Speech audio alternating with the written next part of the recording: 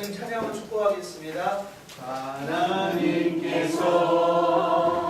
목사님 통해 내 마른 땅에 샘물 나게 하시기를 가난한 영혼 목마른 영혼 목사님 통해 주 사랑하기 원하네.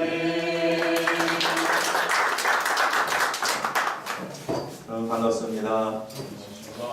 네, 축복성을 되게 슬프게 하시네요. 선교사 파송 받고 뭐 중간에 가끔 들어왔을 때 이럴 때 축복성 들을 때 생각이 나서 감회가 좀 새로웠고요. 또 이렇게 슬프게 축복성을 처음 들었어요. 어떠세요? 보통 우리 13주 차인데 12주 동안 강사분들이 대단한 분들이 많이 오셨을 것 같은데요. 강사분들이 많이 오셔서 유익한 것도 있지만 어떤 경우에 보면은 좀 이렇게 식상하는 부분도 있는 거예요. 제가 이제 파리에서 목회할 때도 그랬는데요. 제가 목회하는 교회에서는 이상하게 교인들이 강사님을 별로 그렇게 좋아하지 않더라고요. 네, 그냥 목사님 하세요. 맨날 그래요. 왜 그러는지는 모르겠어요. 네, 여러 가지 이유는 있을 텐데 다 설명하면 그렇고요. 그래서 오늘 제가 처음에 강의 부탁을 이제 오래전에 받으면서 오고 싶다는 생각이 좀 있었습니다. 제가 좀 부러워하는 사람이 사실 많지는 않은데 윤학규 목사님은 부러워하는 몇몇 중에 한 분이세요. 이분이 여기서 목회를 어떻게 하시나 궁금하기도 했고, 여러분은 저희가 전혀 안 궁금하시겠지만 저는 이 목사님이 양육하시는 교회에 특별히 제자훈련 받으시는 분, 이런 분들이 수준이 어느 정도인가, 또 이제 어떤 분들이신가, 이런 게 참 상당히 궁금했습니다. 그래서 아마 근자에 토요일 날 이렇게 먼 거리로 제가 외출을 한 일은 처음인 것 같아요. 네, 제가 전라북도 정읍에 있거든요. 정읍이 읍이 아니라 시입니다.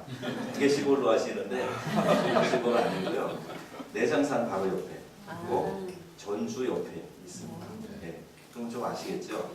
의외로 정읍이 잘 안 알려졌더라고요. 제가 정읍시 홍보대사도 아닌데 다니면서 얘기 많이 하고 있어요. 정읍이 정봉준 장군의 고향, 동학혁명의 진원지. 네, 그렇게 아시면 정읍이 대단한 곳이라는 생각도 좀 들으실 것 같아요.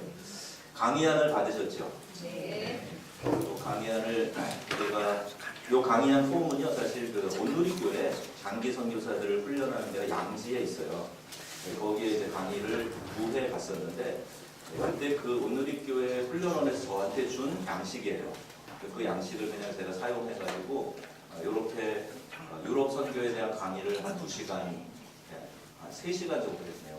하고 또 이제 아프리카 선교 사역은 주로 이제 선교 컨퍼런스에서 많이 발표를 했는데 파리에서도 여러 번 했고요. 또 서울신학대학교 사이 한 학기를 가르쳤었고, 그리고 또 이제 선교사 훈련원에서도 우리 교단 훈련원에서도 이 강의를 했어요. 강의가 3시간으로 되어 있다 그래서 한 교회에서 이렇게 선교 강의를 한 사람이 3시간을 하게 하니까 참 대단하다 생각을 해서 욕심이 났습니다. 그래서 이 아프리카 얘기랑 유럽 얘기를 한번 다 해보자. 다 해보자. 그래갖고 교환을 만들었는데 이게 될지 모르겠어요. 여러분이 잘 따라오시면 요 3시간 안에 이걸 다 끝내고요. 그래도 좀 더 중간에 더 좀 여유있게 얘기를 좀 나누자. 질문도 많이 하시고 또 그러시면은 좀 천천히 가서 일정 부분만 끝내겠습니다. 혹시 알아요? 또 한 번 더 오라 그랬지? 그런 계획은 아니고요. 그래서 여러분들에게 제가 포인트를 좀 맞추고 싶습니다. 이제 낯선 곳에 가서 선교에 대해서 강의를 하든지 설교를 하든지 전문 부흥사가 아닌 이상 조금 애로사항이 있어요. 이게 코드가 서로 맞는가 이걸 잘 모르기 때문에 여러분들이 갖고 있는 상식의 코드나 이렇게 이야기를 풀어갈 때 그 언어 이렇게 반응하시는 코드가 있잖아요. 예, 그런 것들을 뭐 무감각한 사람은 그냥 자기 하고 싶은 대로 하겠지만 저는 아니잖아요. 제가 그래도 이래봬도 예, 제 분야에서는 전문 강사인데 예, 다들 표정이 이상해지시는데 예, 그래도 그런 걸 알고 해야 되잖아요. 그러다 보니까 사실 저도 우리 교회가 제일 편하고 또 저희 교회는 아직 이렇게 좋은 자리가 없어요. 제자 훈련을 하면서 선교를 집중적으로 뭐 10몇 주씩 이렇게 하고 몇 주가 하는 과정인가요? 언제 끝나나요? 강의 15주 있고요. 15주. 네. 단기 선교 가고요. 아 그렇군요. 그러니까 얼마나 선교로 그냥 푹 삶아지는 시간이겠어요. 그러니까 정말 부럽습니다. 네, 우리 아직 없는데 좀 하고 싶은 것들 중에 하나예요. 통일에 대한 교육하고 그다음에 선교에 대한 교육하겠습니다. 교환을 일단 이렇게 만들었고요. 여러분들의 그 선교 그동안 이제 12주 배우신 것 선교에 대한 여러분의 상식이나 이해도 테스트를 좀 하겠습니다. 그래야 되겠죠? 그래야 좀 이해가 될 것 같고 또 이제 언어 코드를 좀 제가 점검해 보려고 유머도 한번 좀 얘기를 해보려고 그래요. 이렇게 목사님이 유머 잘하시죠? 네? 아닌가요? 썰렁한가요? 저 은평교회 잠깐 한국에 귀국해서 있었는데 그때 오셔서 설교하시더라고요. 근데 그 가치가 처녀 그 얘기도 하시고 네, 재밌었어요. 네. 그 제가 하나 성경 상식 겸해서 퀴즈를 하나 내겠습니다. 사도 바울 우리 선교에서는 뭐 대국이죠. 선교사 중에 선교사. 사도 바울이 영적인 아들이 있었죠. 그 아들 이름이 디모데. 잘 아시죠? 네, 저희도 우리 그 사무간사가 이름이 디모데고 교족부 교족관리 프로그램이 디모데예요.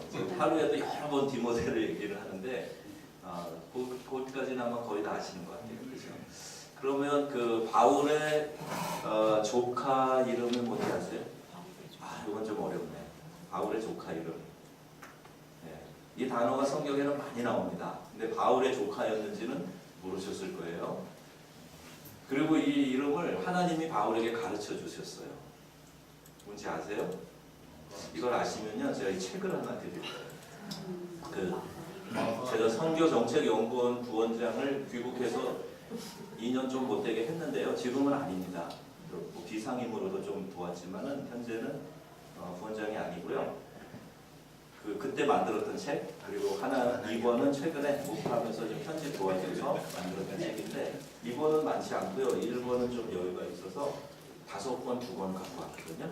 맞아요. 네? 마가는 뭐 동역자이기도 하고 그랬지만은 조카는 아니고요. 네, 그 약간 넌센스인데. 네. 바울도 잘 모르고 있었는데 하나님이 알려주셨어요. 제가 답을 드릴게요. 은혜가 내게 조카다. 바울의 조카 이름은 은혜. 반응이 확실하시네요.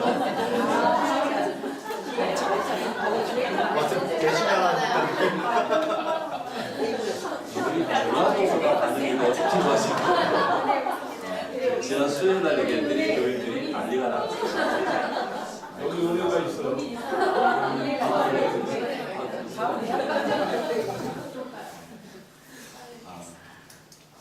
지혜라는 이름은 없으세요? 있어요. 제가 지금 제주도에서 목회하는 동기 친구를 중매했는데요. 그 사모님이 아주 계좌예요. 송현선교회 저희 외항선교회 할 때 사무관사로 있어갖고 이렇게 중매를 했는데 전사님 이상해요. 우리 교회 와가지고 그 권사님들이 막 기도하면서 기도를 하시는데 아무도 나한테 프로포즈도 안 하고 뭐 중매 선도 안 시켜주고 그런데요. 근데 그 자매 이름이 지혜였거든요. 근데 권사님들이 철야기도도 하고 막 그러는데 오셔갖고 지혜를 주시옵소서, 지혜를 주시옵소서 그렇게 기도한다는 거예요. 그래서 제가 너무 웃기고 재밌고 그 아이디어가 그래서 그 제가 중매를 했어요. 그리고 결혼해갖고 제주도에서 이렇게 살아가고 있어요.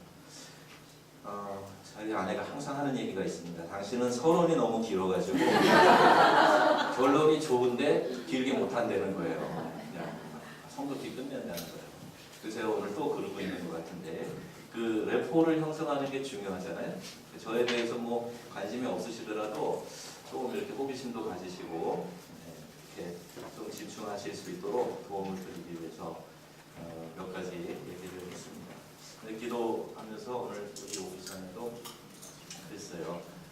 그냥 가서 3시간 작지 않은 시간이잖아요. 근데 뭔가 정말 하나라도 유익을 좀 끼치고 올 수 있겠달라. 네, 그렇게 기도를 하고 왔으니까 분명히 뭔가를 건질 것이 있으시지 않을까. 아멘. 강의 개요부터 좀 보시면요. 이제 선교의 개념 정리 그리고 여러분이 어느 정도 이해하고 계신가를 살필 거예요. 그런데 긴장하지 마세요. 뭐 이제 시험을 본다, 뭐 무슨 테스트를 한다 그러면 막 두려워하는 분들 계시잖아요. 긴장도 하고.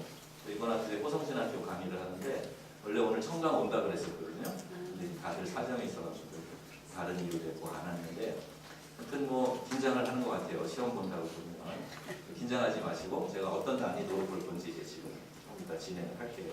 그리고 선교 경험 나누려고 합니다. 저는 선교학자니까 선교학을 가르치는데 이제 학문적인 것이 특별히 선교학이나 실천신학은 현장 경험이 없이 가르치는 것은 별로 그렇게 피부에 와닿지 않는 것 같아요. 그래서 이제 선교학 교수 미국에서는 다 현장에서 20년씩 30년씩 사역했던 분들 이런 분들이 신학교에서 선교학을 가르치고 그러거든요. 이제 한국도 이제 빨리 그런 날이 오면 좋겠어요. 제가 서울신대 강의를 그래도 뭐 꾸준히 이렇게 하려고 하는 이유가 그런 이유가 있습니다. 이론도 가르치지만 뭐 이론은 공부만 하신 분들도 잘 할 수 있어요. 그것을 현장하고 접목시켜서 이야기하는 거 이게 꼭 필요하다는 생각이 들었고요. 제가 있었던 아프리카, 이 부록권 아프리카 지역, 그 부록권과 연결되어 있는 마그렙이라고 하는데 이 마그렙 지역에 대해서 이야기하려고 해요. 혹시 여러분들 중에 마그렙이라고 하는 단어를 아십니까? 들어보셨나요? 들어는 보았나요? 그 단어? 이게 보통 쉽지 않은 단어거든요. 잘 쓰는 단어가 아니에요. 혹시 부록권 아프리카는 들어보셨나요? 부록권이라는 말 들어보셨어요? 네, 이것도 상식적으로 쉽게 안 들리는 말인데 어떻게 들으셨대요? 예. 어떻게 들으셨지? 하여튼 뭐 선교사님들이 오셔서 얘기하셨을 수도 있고요. 그렇죠? 예, 마그렙은 북아프리카 나라인데 이집트를 제외한 이쪽에 있는 나라예요. 그러니까 튀니지, 알제리, 모로코, 웨스턴 사하라. 예, 이쪽을 이집트를 중심으로 이렇게 바라볼 때 이쪽 땅끝에 있다는 생각으로 그렇게 마그렙이라는 단어를 지은 건데요. 그 지역이 지금 선교에 있어서 굉장히 중요한 전략 지역으로 떠오르고 있어요. 전에 뭐 자스민 혁명도 있었고 이 북아프리카 열리는 거 아니냐. 그리고 얼마 전에 알제리의 부흥이 보고되고 막 그랬거든요. 그러면서 OM 통해서 그 보고서가 나왔는데 알제리 같은 나라에서도 이게 뭐가 되는 게 아니냐. 그래서 북아프리카에 대한 관심이 있는데 우리 교단에서 공식 활성화 선교사가 한 명도 없어요. 그래서 제가 프랑스에서 목회할 때 여러 번 얘기했거든요. 마그렙 지역에 선교사님 보내야 된다 그런 얘기를 했는데 그 지역에 대한 얘기 조금 기회가 되면 하고요. 그 다음에 선교지로서의 유럽에 대한 이해 그리고 유럽 재보고마 이슈 한국 교회 과제 이런 부분들을 이야기하려고 합니다. 그러니까 제가 무슨 얘기를 막 이렇게 두서없이 하더라도 요 얘기를 하려고 저 얘기 하는 거구나. 그래서 결론으로 요걸 다 잡으시면 되는 거예요. 그래서 교육 목표는 한번 같이 읽어보겠습니다. 시작. 성경의 시각으로 아프리카와 유럽을 바라보기 하고 유럽과 아프리카와 유럽 선교 전략을 분석해 보는 것을 목표로 한다. 네, 이게 목표입니다. 3시간 동안 이 방향을 향해서 갈 거예요. 그리고 책은요, 아주 쉬운 책 2권을 제가 소개를 할게요. 이 책은 이렇게 학문적인 책이 아니에요. 그냥 읽기 쉬운 책입니다. 읽기 쉬운 책인데요. 이동희 목사님, 전주 안디옥교회 바울 선교의 대표이시기도 하고 유별난 선교로 각 대륙의 선교 역사와 전략을 간략하게 아주 쉽게 이분은 언어가 굉장히 짧고 쉬워요. 기도도 쉽고 설교도 쉽고 같이 다니면 굉장히 그 영성에 감동을 많이 받는 그런 분인데요. 이분이 쓴 책이 있어요. 그 유별난 선교로 교환에 있습니다. 이 책을 한번 사서 보시거나 뭐 소장 안 하셔도 괜찮아요. 돌려보셔도 되고 그런 책이고요. 그다음에 최종상 선교사님이라고 이제 둘러스 반장도 하셨고 영국에서 교회를 개척해서 목회도 하셨고 영국에는 한인 목사님들이 영국인 교회 담임 목회하는 분들이 많아요. 이분도 그 개척 교회를 했고 지금은 교회 개척학교라는 걸 열었어요. 예, 그래서 이 개척할 이 사람들을 모집해서 훈련시켜서 교회 개척을 시키는 그런 사역을 하는 분이에요. 영어도 잘하시고 신약학자로도 유명한 분인데 이분이 유럽을 향한 하나님의 심장소리라는 책을 통해서 유럽이 선교지입니다. 유럽 선교가 꼭 필요합니다. 예, 이런 부분을 많이 강조한 책이에요. 이것도 한번 그냥 읽어보시면 좋을 거라고 생각합니다. 통합 측에서는 굉장히 유명한 분입니다. 그리고 이 두 책은 성결교단의 유명한 제가 편집한 책입니다. 그냥 유머예요. 괜히 교만한 사람인가 그러지 마시고 이제 하나는 현역으로 손정원 부원장 할 때 일본 편집해서 제가 연구했던 리서치 페이퍼 뒤에 하나 집어넣었고요. 그 외의 것들은 이제 교수님, 우리 교단의 서울신대 선교학 교수님, 그 다음에 그 글을 쓸만한 제 친한 친구, 페프레 가르치는 예배학 가르치는 친구가 선교지에 있어서 예배 표식 뭐 이런 것들 담겨져 있어요. 혹시 그 앞에 있는 사람이 그 사람이 몇 살쯤 됐을까? 그런 생각을 혹시 하고 계신 분들 계세요? 한국은 나이 서열이가 남자분들은 특히 내 아래인가 위인가 막 이런 생각을 많이 하시는데 어느 교회는 그래서 목사님은 나이 물어보지 마세요. 목사님은 하나님과 동갑이에요. 그렇게 하는 교회도 있는데 그 어플 같은 걸로 찍어가지고 나이 몇 살 이렇게 하는 거 나오잖아요. 저 35살 나오고 그러다. 그 정도는 아닌 것 같죠. 그래도 40은 되지 않았을까 생각 드시죠? 이 교회 협동 목사로 있는 김동주 교수님 아세요? 네. 제 동기입니다. 이제 됐죠. 더 이상 복잡한 생각하지 마시고 저 정도 됐나 보다 생각하시면 되고요.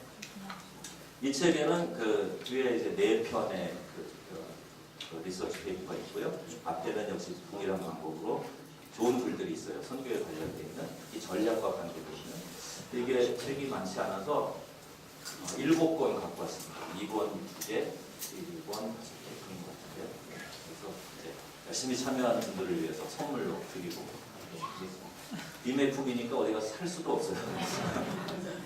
꼭 받아가셨으면 좋겠습니다. 많이 갖고 오고 싶었는데 죄송해요. 이 책을 한번 좀 읽어보시면 강의를 막 들으면서 그동안 막 열심히 소가 풀 뜯어먹듯이 들었던 것을 되새김질도 하시고 또 이렇게 잘 클래스파이 해야 되거든요. 잘 정리해가지고 하려면 이렇게 천천히 책을 읽어보시는 게 필요해요. 그리고 너무 복잡하고 어려운 책 읽지 마시고 그냥 이렇게 간단한 책을 읽으면서 정리하시는 게 훨씬 더 도움이 될 겁니다. 자, 그렇게 얘기를 하고 진행하는 것은 선교에 대한 개념 정리, 선교 경험 나눔부터 시작을 하겠습니다. 이걸 참고하시면 될 것 같고요. 많은 영상, 특히 뒤로 갈수록 점점 집중력이 떨어지실 테니까 이 영상들도 좀 보면서 진행을 하도록 합니다. 자, 그리고 토론 주제도 몇 가지 정해놨는데요. 요 테이블 구성, 요 구성은 토론하기 좋은 그런 구성입니다. 여기 전방에 집중하는 것보다 끼리끼리 얘기하기 좋은 그런 구성으로 좀 되어 있으신데 토론을 조금씩 하실 수 있으면 좋겠어요. 이제 진행하는 속도를 보고 시간이 허락되는 안에서 진행하고 혹시 이번에 못하셔도 어디 뭐 MT를 가시거나 기회가 있을 때 여기 있는 이 토론 주제를 가지고 한번 의견을 교환해 보셔도 좋지 않을까 그런 생각이 듭니다. 자, 요 강의 계획서에 대해서 혹시 질문이 있으시면 질문해 주시면 이 선교학교에, 이 제자훈련학교에 어떤 분이 앞에서 강의를 하셨는지 제가 모르거든요. 그래서 어떤 전례가 없어요. 여러분이 뭘 강의를 들으셨는지 잘 몰라서요. 또 어떻게 보면 반복될 수도 있는데 어디 자료를 좀 보고 싶어서 홈페이지에 제가 들어왔었어요. 근데 여기 강의했던 뭐 강사나 뭐 이런 자료 제가 못 찾았거든요. 없죠? 홈페이지에. 네. 홈페이지에는 없습니다. 없죠. 네. 그래서 알았으면 조금 제가 전이해를 갖고 대부분 선교에 대해서 강의하는 사람들은 제가 거의 대부분 알 거니까 그렇게 할 수 있어요. 목사님, 선교에 대한 훈련학교가 아닌 제자훈련 일반적인 거 하면서 오늘 선교가 주제입니다. 아, 그렇군요. 예. 아, 그렇군요. 쓸데없는 걱정을 했네요.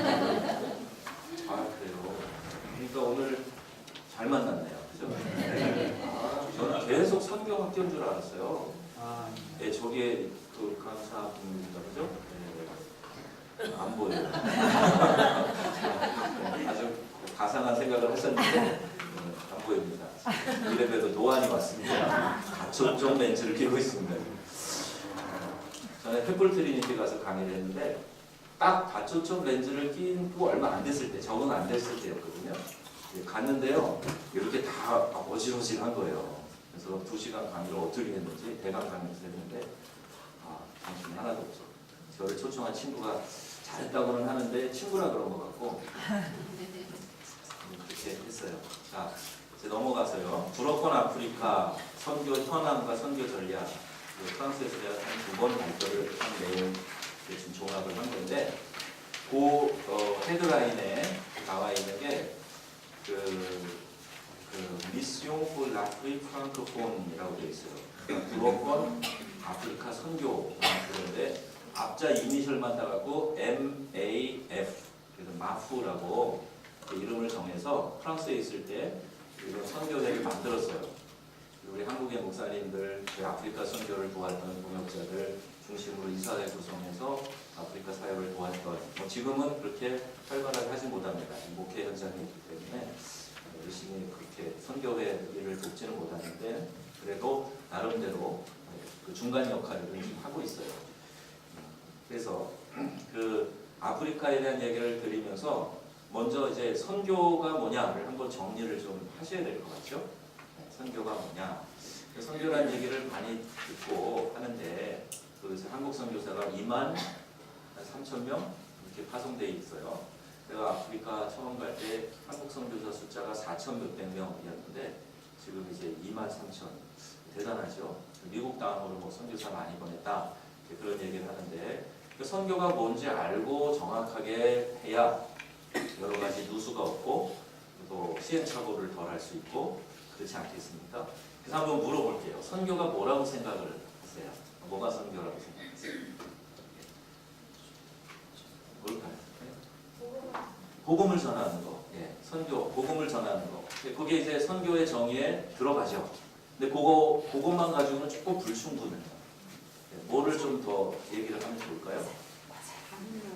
다른 나라에 가서, 예, 다른 나라에 가서 나라라고 지칭을 했는데 이 나라라는 것을 또 다른 표현으로도 할 수 있는 게 있어요.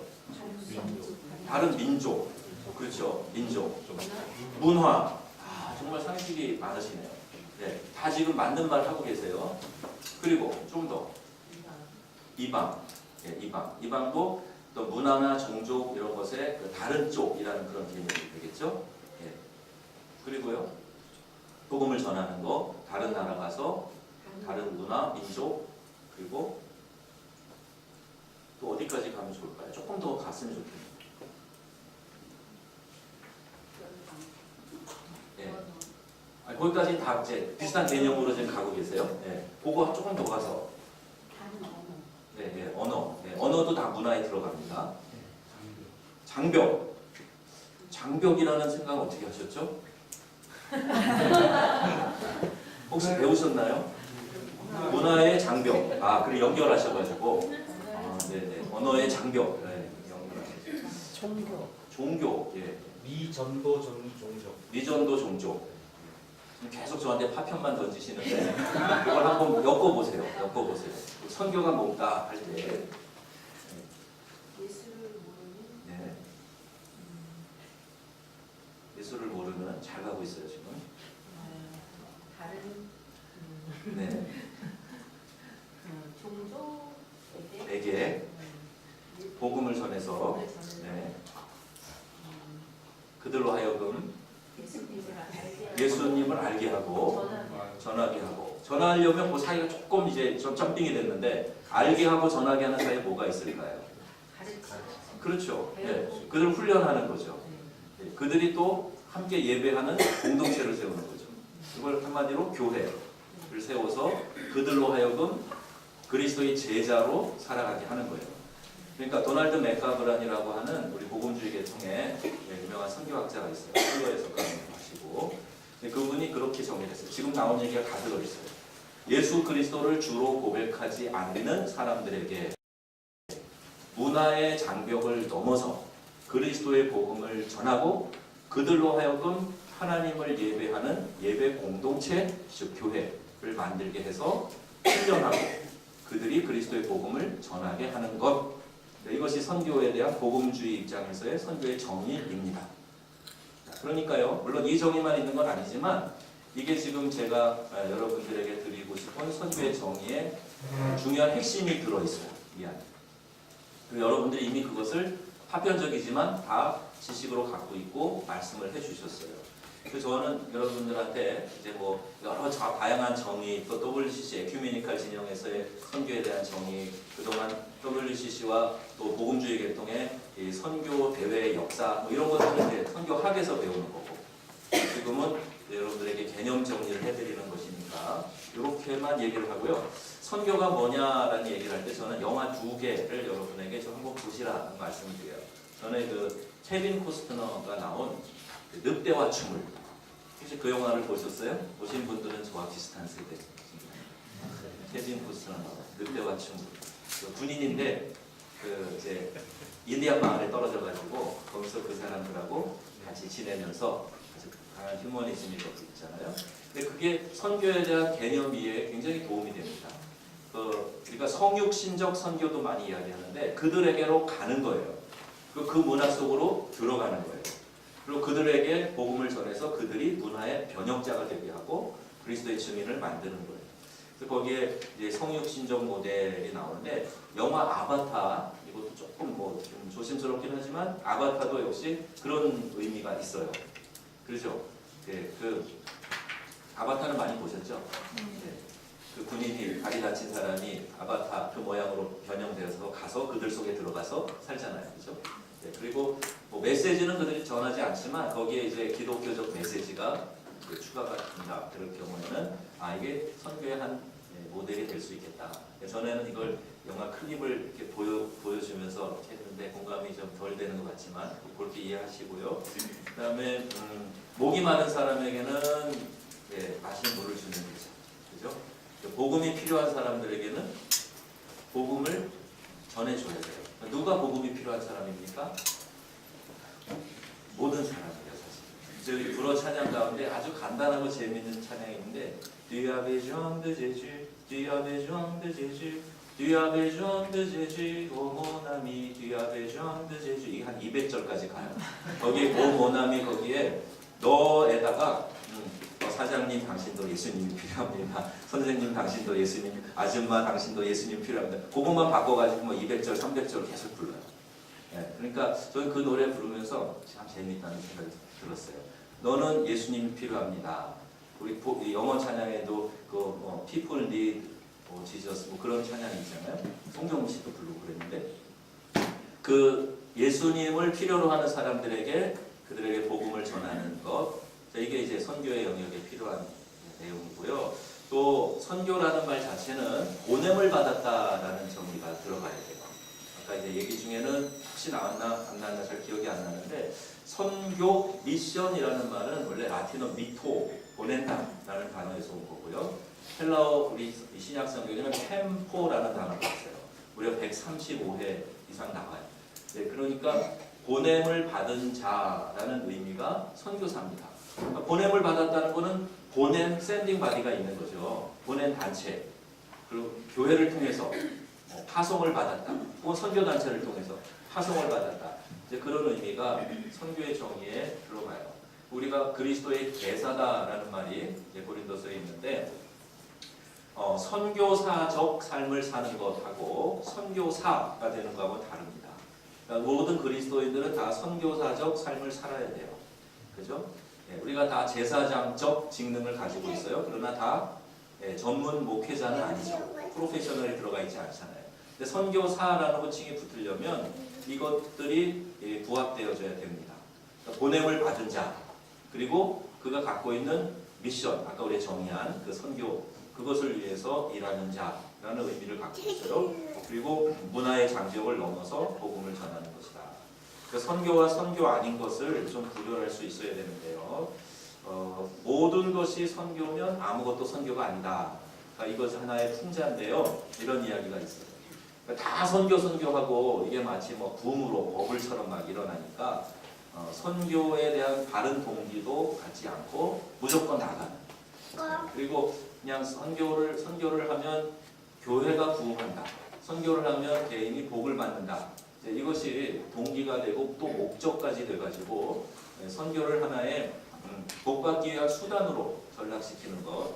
이것이 옳지 않은 선교의 이해 중에 하나입니다. 그래서 한국 교회의 선교가 많이 힘들어지는 경향이 있는데 그게 이제 이것과도 연관이 있어요.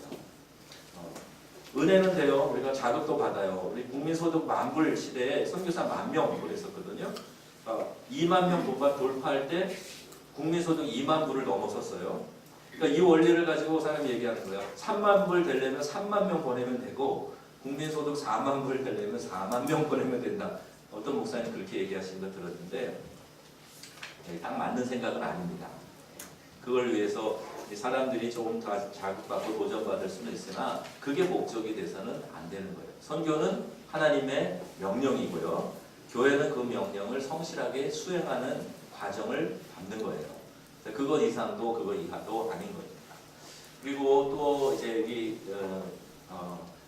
기독교 선교가 자꾸 이제 오지 그다음에 뭐 저쪽 그 소수민족, 미전도 종족 이런 걸 강조하다가 보니까 중요한 전략 지역의 대도시를 놓치는 그런 경향이 있었어요. 그래서 어느 선교학자가 이슬람이 전 세계 주요 도시를 장악하는 동안에 기독교 선교사는 밀림에 들어가서 길을 잃어버렸다. 이런 이야기를 했어요. 의미 있는 이야기입니다. 물론 소수 부족을 구원해야 되죠. 그들의 성경을 번역해서 자기들의 말로 또 뭐 읽게 해주기도 하고 그래야 되겠지요. 다 중요한 일이지만 대도시를 막 장악해가는 타종교, 또 이단들 이런 것들을 생각하지 않고 자꾸 이렇게 멜랑콜리한 생각으로 이렇게 선교를 이해하고 감정적으로 이해하고 그러면 선교가 전략적이지 못하고 감상적으로 될 수밖에 없어요. 제가 아프리카 현역 선교사 시절에 어느 목사님이 그러셨어요. 와서 선교 보고할 때 교인들을 좀 울리라고. 교인들을 울리면 눈물 닦으려고 이렇게 손수건 가지려고 호주머니에 손이 들어갔다가 수표를 갖고 나온다. 근데 제가 그런 재능이 없어가지고요. 아프리카 선교사 시절에 혹시 윤월로 선교사님 아세요? 모르세요? 잘 모르시는군요. 한국 선교계의 유명한 분인데 선교사 언더우드상도 받고 그랬는데 천안에서 잘 모르시네요. 오직 다녀간 저만 아시는 분이에요. 많이들 다녀가셨을 텐데 그분은요 우리 그 카메룬의 개척 선교사예요. 선배시고 선임이신데 대머리고 이렇게 쭉 하시고 누가 봐도 불쌍하게 생겼어요. 그래서 이분이 강단에 서시면 뭐 특별한 얘기 안 해도 사람들이 다 울어요. 그리고 뭐 필요하다 그러면 잘 후원해가지고 뭐 사역도 뭐 굉장히 크게 일으키시는 그런 분이세요. 같이 사역을 했는데 제가 더 고생했거든요. 이분하고 한 3시간 거리 떨어져 살았는데 내려오시면 그러는 거예요. 아유, 거긴 별일 다 있어. 그래서 어떻게 살아? 그럴 만큼 물, 전기 안 나와서 제가 한 2년 동안 굉장히 고통스럽게 산 적도 있고요. 말라리아 연속 걸리면서 죽을 고비 넘긴 적도 있고 큰 사고 나가지고 자동차 사고 나서 그러니까 생명이 왔다 갔다 죽을 똥살똥 하면서 살았던 시절이 꽤 여러 해가 되거든요. 그런데 현지인 음식 잘 먹고 그 현지인들하고 잘 어울려서 놀고 그러니까 살이 빠지는 게 아니라 살이 자꾸 찌고 기름진 거 먹으니까 배도 나오고 얼굴은 또 거기가 습한 지역이라 잘 안 타요. 한국 나올 때 어떤 분들 일부러 선탠하고 나오는 분도 있지만 저는 원래 덥지만 안 타는 지역에 있어가지고 한국에 오면 아프리카에서 오셨는데 안 타셨네요. 얼굴이 안 까마시네. 막 그런 분들도 있고 그랬어요. 그러니까 제가 무슨 뭐 필요한 게 있어서 우리 교회 건축해야 되는데 모금한다고 그러면요. 다들 선교 보고를 듣고 나서 다들 재밌었다 그래요. 선교 보고가 나는 되게 힘들었는데 재밌었다 그러고 그리고 헌금을 안 해주고 그래서 내가 모금에는 소용이 없구나. 차라리 선교사님들을 그냥 내가 도와야 되겠다. 그래서 이제 꼭 그래서 그런 건 아니지만 지금 목회를 하고 선교사님들 파송하고 그러고 있어요. 자, 그래 이제 선교에 대한 우리의 생각을 좀 몇 가지 얘기했는데요. 여러분들이 제가 하는 얘기들이 좀 이렇게 한 번에 정리가 안 될 수 있으니까 그때 또 얘기 이렇게 물어보셔도 되고 중간에 이제 스톱하고 얘기하셔도 됩니다. 그래야 이제 진도를 먹으면서 다음에 한 번 더 올 가능성이 생기니까 자주 얘기를 해주세요. 자, 이제 그 선교 사역 얘기를 좀 하려고 하는데요. 예, 이렇게 나왔군요. 혹시 우리 PPT 파일 중에서 권영준 세 번째 에디션으로 되어 있는 거 PPT 한번 풀어봐 주시겠어요? 제가 현장에 있었다는 실제적인 증거를 좀 보여드리고.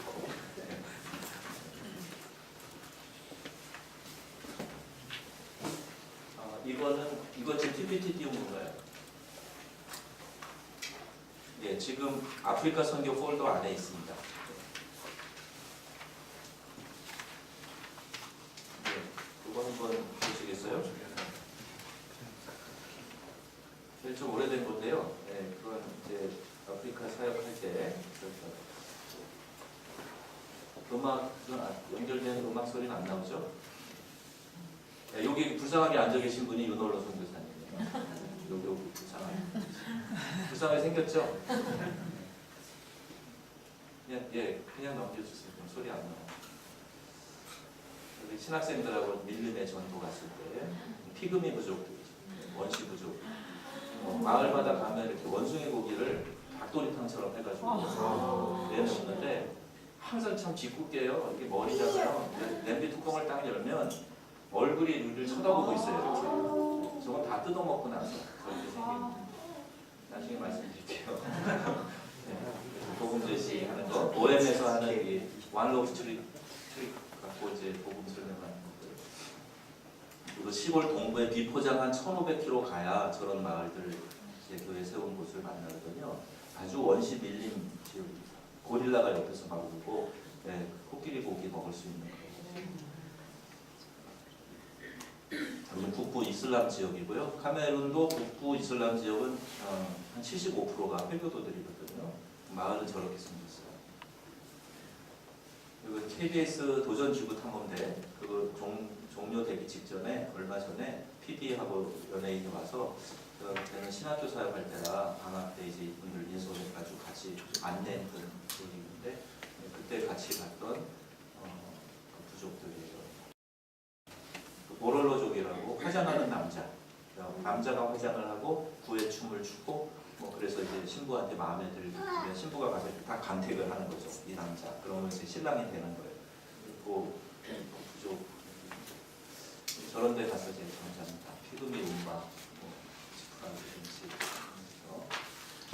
아침에 일어나면 염소가 저 바나나 잎 뜯어먹어서 구멍이 나고 그래서 네, 넘어가죠. 이게 서북부 여기는 이제 아프산이라고 하는 지역을 중심으로 센터가 세워져서 어떤 곳이 여기는 피그미족 마을 동부일리 좀 빨리빨리 넘으셔도 돼요. 여기가 제가 있던 두알라 지역인데 이런 센터를 지어서 그 건물 교회 2층에 살았고요. 우리 찬양팀 사람들이고요. 자선 공연할 때 영어권 지역에 교회가 세워져 있습니다. 차드 피난민들 500명 모이는 교회인데 세례받은 사람 거기 한인교회가 있었어요. 그리고 조그만 개척교회인데요. 대학생 중심으로 모이는 교회. 여기는 야운데 지역에는 이제 센터가 있는 수도인데요. 여기는 이제 큰 센터가 있습니다. 2,000명 들어갈 수 있는 큰 교회. 그리고 성경을 1년에 한 번씩 통독하는 것도 했고요. 여기는 야운데에 있는 차드 피난민들. 첫 번째 안수받은 사역자들인데 여기 이쪽에 오른쪽에 있었던 앙드레 목사가 이제 금식을 자주 해요. 이제 아주 그 기도의 힘이 기도의 영역이 대단한 왼쪽에 있는 사람은 전도 특별한 탁월한 사람. 그래서 간증이 참 많은데요. 앙드레 목사님은 한국에도 몇 번 와서 집회도 했어요. 제가 목회하는 교회에서도 올해 와서 신유 집회가 있었어요. 이제 통역하고 또 교인들이 막 와서 안수기도 하고 보람 있는 시간이었는데 네, 그 사역자 신학대학 저 사역을 했습니다. 제자훈련 시켰던 학생들이고요. 하고 성결복음전교회 학생들 강의하는 졸업식 센터교회 찬양단, 한국에 와서 모금에 들어왔었던 찬양단, 천안교회도 자주 왔어요. 이런 바위를 깨가지고요. 또 도서관, 그다음 교수 아파트, 사택이죠. 그다음에 단기로 와 있는 교수들, 게스트룸 이런 걸 지었어요. 4층 건물인데 제가 있을 때 완공했고요. 그리고 완공한 다음에 안식년 나왔다가 그리고 어떻게 절로 간 게 아니라 프랑스로 가서 목회를 합니다. 본의 아니게 책도 막 미국에서 들여서 4,000권 마련을 교수님들도 좋은 분들 많이 이렇게 선택해서 강의하도록 그렇게 했었습니다. 우리가 사역자를 양성해서 또 다른 지역의 선교사로 파송한 그 제르베라고 하는 선교사인데 브리키나파소에서 지금 살고 10여 년 잘 감당하고 있어요. 처음에 갈 때 제가 데리고 가서 브리키나파소의 교회 리더들하고 교단장들 만나는 자리에서 소개하고 거기에서 사역을 시작하더라고요. 저희 아이들입니다. 지금도 저렇지 않고요. 여기 이제 우리 막내가 대학교 4학년, 위에 둘은 대학 다 졸업했고요. 막내는 이제 올해 군대 갔습니다. 그러니까 좀 오래됐죠? 아주 오래됐네요. 안식년 때 예일대학교 신과대학교 도서관에서 자, 그 내용을 잠깐 보시면서 제가 설명할 것들을 여러분들이 이미지를 보시면서 연결시켜 보시라고 좀 보여드릴게요. 근데 이제 소리에 이런 게 안 나왔는데 클립으로 그냥 몇 개 한번 틀어봐 주세요. 여기 뭘 틀으시냐면요. 동부교회라고 되어 있는 거 있죠. 그거 한번 틀어봐 주세요. 동부교회라고 되어 있는 거. 세계의 약 3분의 1에 해당하는 수도권 지역. 그 폴더 아프리카 선교 안에 동부교회라고 되어 있는 저랑 같은 폴더가 아니에요. 예, 예. 요 화면 지우시고 요 화면 빼주시고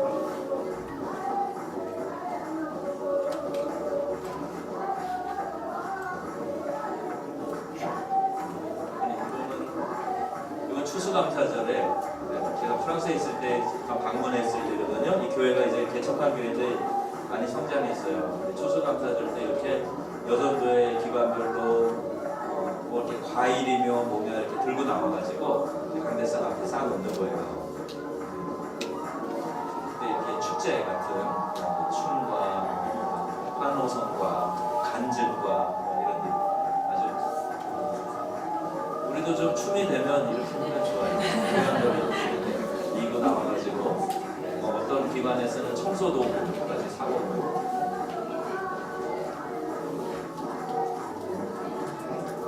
조금 한번 보세요.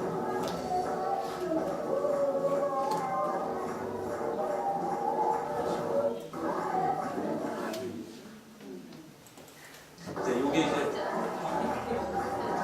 이건 다른 그룹이 이제 들어오는 좀 젊은 애들이네요.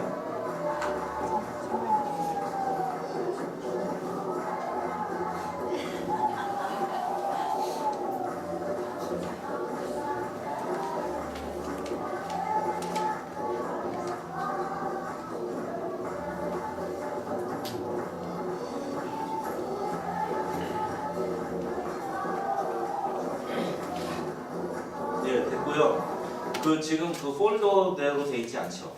제가 저 보내드린 거라 그죠? 여기 지금 여기 천안교회 폴더 돼 있거든요. 여기 보면 선교, 유럽 선교 나눠져 있는데 그래야 잘 보실 것 같아요. 여기 이제 동북 이게 이제 도시에 있는 좀 정착된 교회의 예배 형태 참여자 사람들. 그다음에 동부교회라고 아까 보여드린 밀림 지역에 있는 가장 초기 단계 교회가 이런 형식으로 시작이 됩니다. 예. 그래서 이렇게 지붕만 가리고 예배를 드린다든지 뭐 그렇게 하고 있어요. 그다음에 한번 틀어봐 주세요. 지금 시간이 걸리나요? 아프리카 선교요, 목사님? 네, 아프리카 선교. 네. 아프리카 선교에 아프리카 선교 폴더 안에 예 폴더 안에 어떤 거? 동북교회. 동북교회. 동북교회. 네.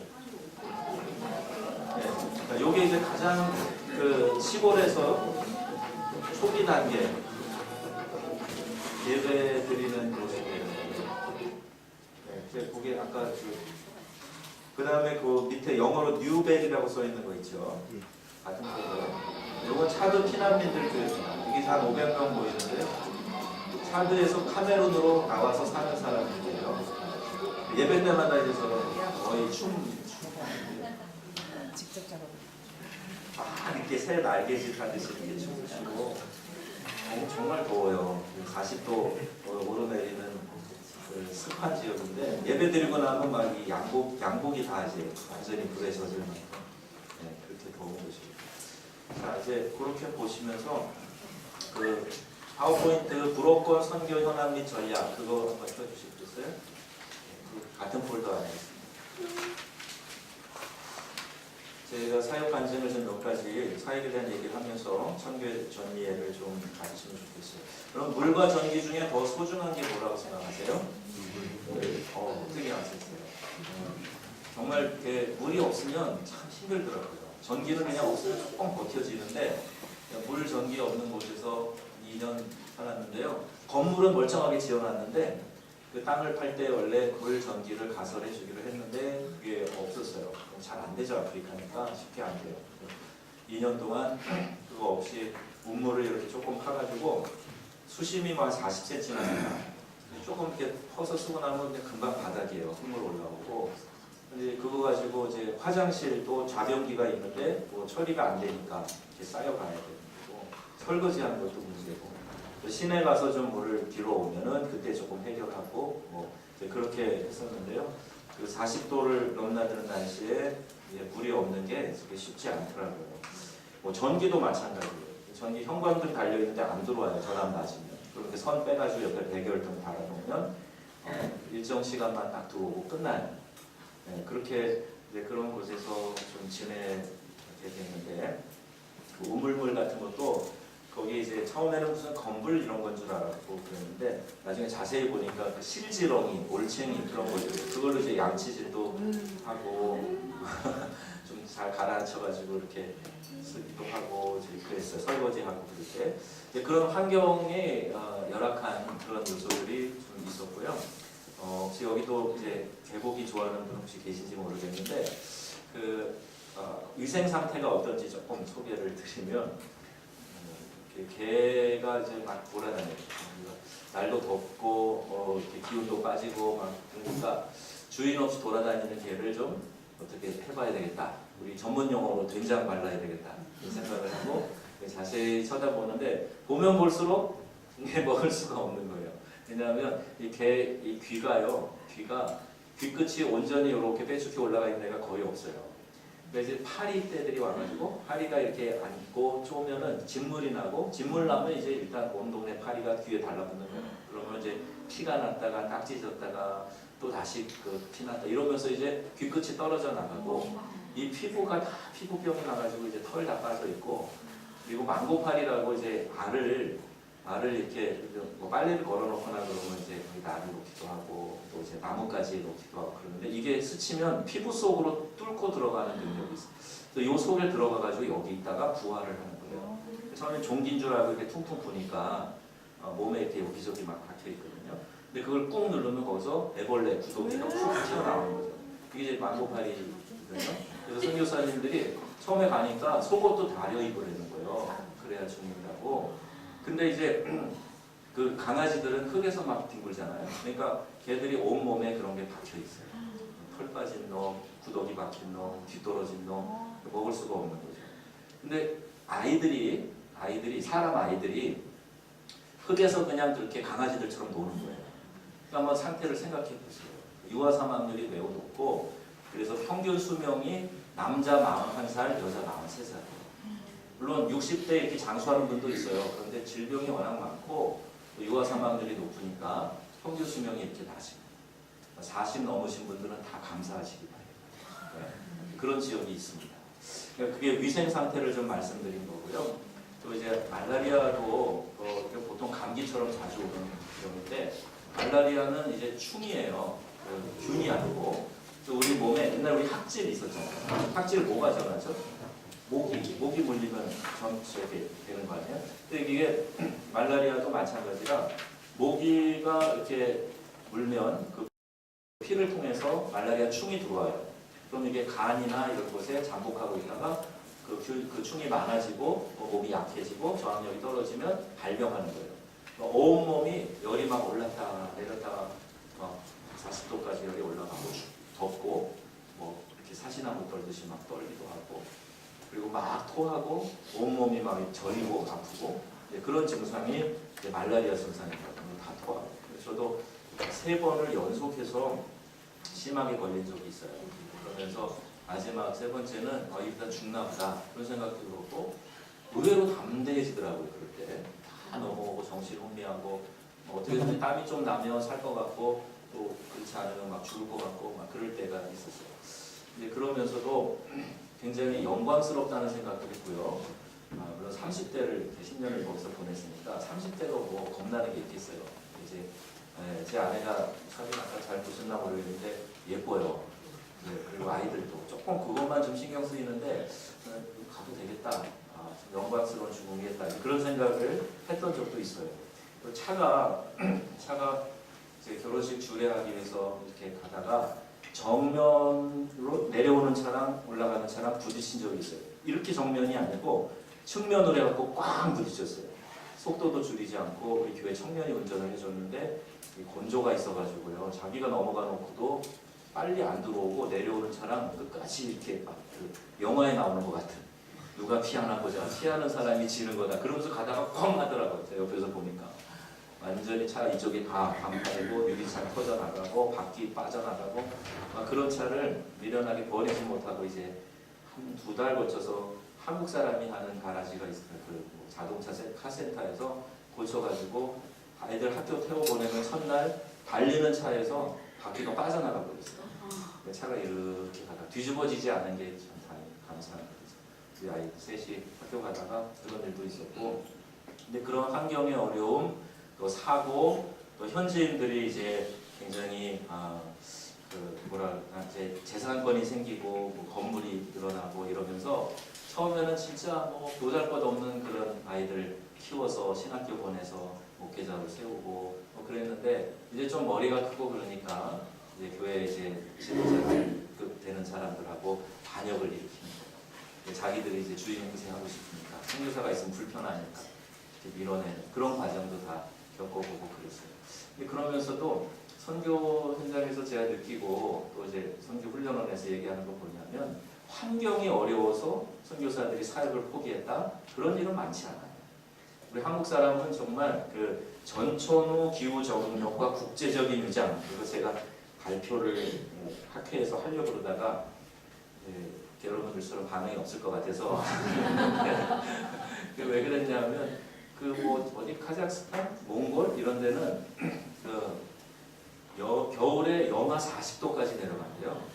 네, 그러면서 몽골 선교사님이 의료 선교사인데 저한테 그래요. 훈련하는 동기였거든요. 그 몽골에 그 속골이 좋아하면 오라고. 하도 추워서 속골이가 얼어가지고 건드리면 부러져서 떨어질 수 있다는 거예요. 농담으로 한 것 같은데 그렇게 춥다는 거예요. 제가 있던 데는 영상 40에서 50도 이렇게 되는데 한국 선교사가 날 더워서 아무 일도 못하고 그냥 칩거하고 있다더라. 저 그런 얘기 못 들었어요. 일이 있으면 무조건 한국 선교사들은 사역을 하고 그리고 어디 가서도 어떤 음식이라도 현지인들이 대접하면 우리 목사님도 그런 거 있잖아요. 교인이 음식 주면 안 먹는다 안 하고 그냥 막 배불러도 드시고 막 그런 거 있잖아요. 그런 마인드가 있어서 그런가 분명히 비위생적인데 그걸 잘 드세요. 저도 이제 신양통에 있는 교인 집에 갔는데 그 소스 토마토라고 토마토 갈아서 생선 으깨 가지고 이렇게 만든 음식이 있어요. 그래서 이제 그거를 선교사님 왔다고 반갑다고 좋다고 이걸 내온 거예요.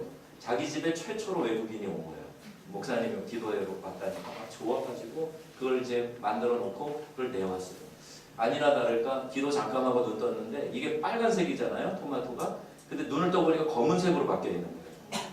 파리가 다 앉아가지고 새까맣게 검은색으로 돼 있어요. 파리를 쫓고 웃으면서 이제 먹었죠. 먹으면서 아니 이거 먹으면 분명히 배탈 나는데 뭐 좀 적게 배탈 나게 해주세요. 완전히 이걸 이질 걸리지 않게 해주세요. 그러면서 먹었는데 멀쩡한 거예요. 희한하잖아요. 그렇게 비위생적인 거를 먹고 그래도 탈 안 나고 오히려 그때 KBS PD가 와갖고 한국 음식이라고 뭐 햇반에다 뭐 준 거 먹고 제가 설사했어요. 그러니까 하나님이 아까 그 원숭이 고기도 그래요. 그 코끼리 고기 드셔보셨나요? 그 사람들은 이제 일정 양을 사냥을 해서 먹을 수가 있어요. 근데 코끼리 고기도 이렇게 큰 깍두기처럼 잘라가지고 나오는데 악어 고기, 코끼리 고기, 노루, 두더지 고기, 들쥐라고 하는 그만한 들쥐 뭐 이런 거, 원숭이 고기 이런 걸 먹어갖고 제가 그 각종 산짐승들을 먹어서 한동안 그 체력을 잘 유지하고 있었어요. 몸에 좋더라고요, 확실히. 근데 그런 걸 먹으면서 이렇게 지내고 그 이런 이제 음식 같은 거 먹으면서도 참 한국 선교사들은 하나님이 원래 태어나면서부터 한국은 문화 역사 가운데 이렇게 잘 적응하도록 만드셨나 보다 생각이 들었어요. 봄, 여름, 가을, 겨울이 일단 있고 우리 음식 자체가 비빔밥이잖아요. 짬뽕이잖아요. 그래서 이 음식의 난이도를 여기서부터 여기까지 다 커버할 수 있는 거예요. 그래서 제가 그 우리 아이 그때 여기 나왔는데 신학생들하고 저 동부 밀림에 가서 전도하면서 그 어떤 선교사님이 원숭이 고기, 원숭이 머리 이거를 손에 들고 귀를 떼주고 코를 떼주고 눈을 뽑아서 주고 그랬어요. 나중에 이제 이 두개골을 주걱으로 딱 쳐가지고 고를 줬는데 얘가 다 받아먹는 거예요. 재밌어요. 무슨 맛이냐? 그랬더니 뭐 귀는 닭똥집 맛이고요. 이거는 간 맛이고요. 막 그렇게 얘기하는데 그 얘기를 의료 선교사 아는 분 자주 오는 분한테 보냈더니 선교사님 그 아이가 선교사 유전자가 있나 봅니다. 그러는 거예요. 그래서 제가 그 얘기 들으면서 이게 우리 아이가 그런 게 아니라 한국 선교사들한테 하나님이 선교사 유전인자를 심어주신 게 아니냐 그 생각이 들어서 제가 그때 전천후 기후 적응력과 국제적인 위상 이런 말을 붙여서 사용해보기도 하고 그랬어요. 그런데 그런 환경과 또 이제 사고, 질병 이런 것들이 선교사들에게는 참 어려운 요소가 되는 것은 분명합니다. 그런데 그것 때문에 사역을 중단하고 포기하고 그러는 것보다 오히려 더 사역 중단의 위기를 어디서 많이 느끼냐면 외로움이에요. 내가 잊혀진 존재가 아닌가. 갈 때는 많은 분들이 막 기도해주고 열렬히 환호하고 그러면서 보냈는데 점점 그때는 이메일도 흔하지 않을 테니까 편지 하나 오는 게 없고 소포나 왔나 이렇게 뒤다보고 그래도 별로 그런 것도 없고 나는 여기서 점점 잊혀지는 거 아닌가 그런 이제 외로움 그 다음에 이제 절망감 자식처럼 이제 사역자들을 정말 헌신을 다해서 키워내는데 이 친구들이 이제 자라고 났을 때 어떤 이제 경제적인 이권 이런 부분에서 부딪힐 때 그때 이제 배신하고 등에 칼을 꽂는 것 같은 그런 행위들을 하고 그럴 때 그때 느끼는 절망감들 또 동역자들의 관계로 인해서 불편해하는 것들 이런 것들이 꽤 많이 있어요. 그런데 후원 교회에다가는 이런 얘기들을 일일이 낱낱이 할 수가 없어요. 그래서 선교사님들 항상 승전보만 얘기하려고 하니까 힘든 거고 또 그 얘기들을 다 들어줄 만한 이제 그런 분들도 없고 이것이 사실 선교사들에게는 큰 어려운 문제, 절망의 문제라는 겁니다. 그래서 우리가 사역을 하는 선교사님들을 이렇게 자꾸 영웅시만 하지 말고 이분들도 연약한 인간이고 질병에도 노출되어 있고 사고에도 노출되어 있고 얼마든지 죄의 유혹에도 노출되어 있는 그런 분들이니까 이분들을 위해서 선교를 동역하고 돕는다는 것이 그냥 그분은 당신은 영웅의 자리에 서 계세요. 우리가 바라보고 그냥 존경해 드릴게요. 그게 아니라 그 아픔을 같이 공감해 줄 수 있고 어려운 문제들에 대한 이야기를 내가 들어줄 수 있고 함께 기도해 줄 수 있고 그게 진짜 선교의 동역자가 되는 성숙한 선교가 아니겠나 그런 생각이 듭니다. 그래서 여러분들한테 이 부분을 좀 짧게 설명을 하려고 했는데 매우 길어졌어요. 이제 아프리카 선교에 있어서 세 곳의 영적인 싸움터를 말씀을 드리려고 그러는데 이제 좀 점핑해서 빨리빨리 가겠습니다. 5분 쉬자고 그러시는 거죠? 네, 지금 잠깐 쉬고 보세요. 10분 쉬고요. 10분 쉬나요? 네, 40분부터 다시 시작하시면 되겠습니다. 40분에? 네. 그럼 잠깐 쉬셨다가 40분에 다시 모이셔서 이 아프리카의 세 곳의 영적인 싸움터 이야기를 드립니다.